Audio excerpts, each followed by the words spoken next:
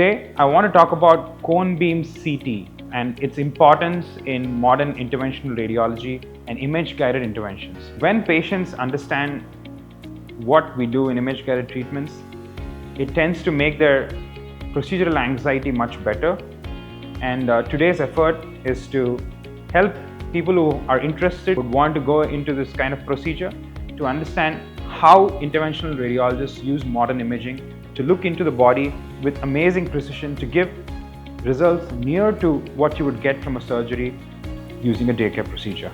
Traditionally, fluoroscopic systems do 2D imaging. A recent advancement that came in is the cone beam CT. So this allows us unparalleled precision and advanced image guidance for image-guided procedures. Today, I want to talk about cone beam CT and its importance in modern interventional radiology and image-guided interventions. What is cone beam CT? Cone beam CT is doing a CT scan with an angiographic or a fluoroscopic machine. For example, behind me, what you see is a GE Alia 740 hybrid OR, which is a fluoroscopic system. Traditionally, fluoroscopic systems do 2D imaging. For example, you're looking at the body, you would see a 2D plane. With the modern systems, a recent advancement that came in is the cone beam CT. Using the same fluoroscopic system, we do a rotational scan and we are able to get an image that looks like a CT scan.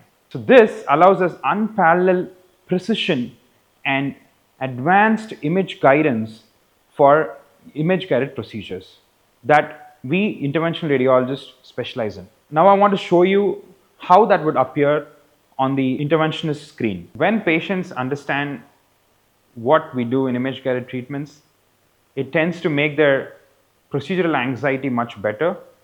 And today's effort is to help people who are interested, would want to go into this kind of procedure, to understand how interventional radiologists use modern imaging to look into the body with amazing precision to give results near to what you would get from a surgery using a day care procedure.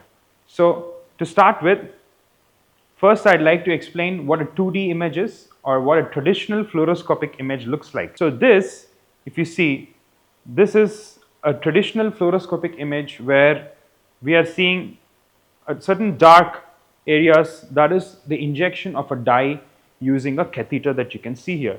So this is what a traditional fluoroscopic image would look like. And here you can see there is no depth perception, there is no differentiation between what is in the front or what is in the back, it's only a 2D image. So next I'd like to show you what a cone beam CT looks like and why we do that, to be able to differentiate between different tissues or different organs in the body.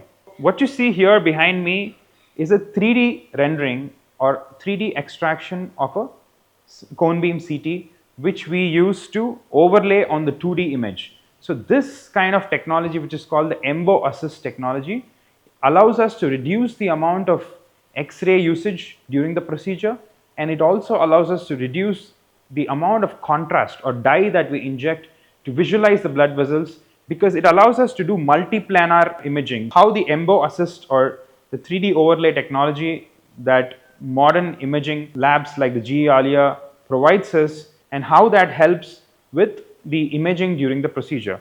For example, if I want to see a different angle, then we could just rotate the gantry, and you can see using one CT scan we are able to see any angle for the blood vessels to be visualized. To talk a little bit more about where we use this, the first and foremost utility of this technology is in prostatic artery embolization. In prostatic artery embolization, we cut off the blood supply or reduce the blood supply to the prostate and shrink the prostatic gland in men with benign prostatic hyperplasia or age-related prostate enlargement.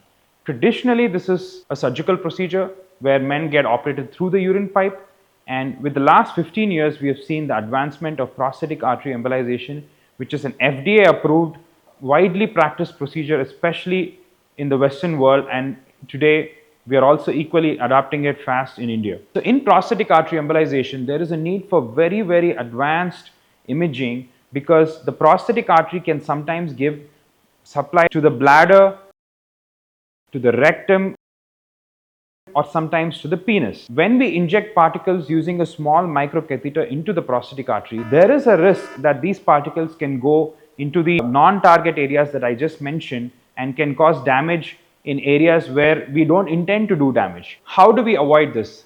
When we do a 2D imaging during fluoroscopy in a prostatic artery embolization, these branches, the branches going to the rectum, to the prostate, to the bladder, they can all appear similar and they can be adjacent to each other. But when we do a cone beam CT, that is, when we do a rotational CT scan on table with the catheter in the prostatic artery, and after injecting some dye, we see which areas light up. So if there is any other area apart from the prostate that lights up, for example, if the bladder or rectum, these areas light up on the CT scan or on the cone beam CT, we know that the artery is also supplying a non-target area.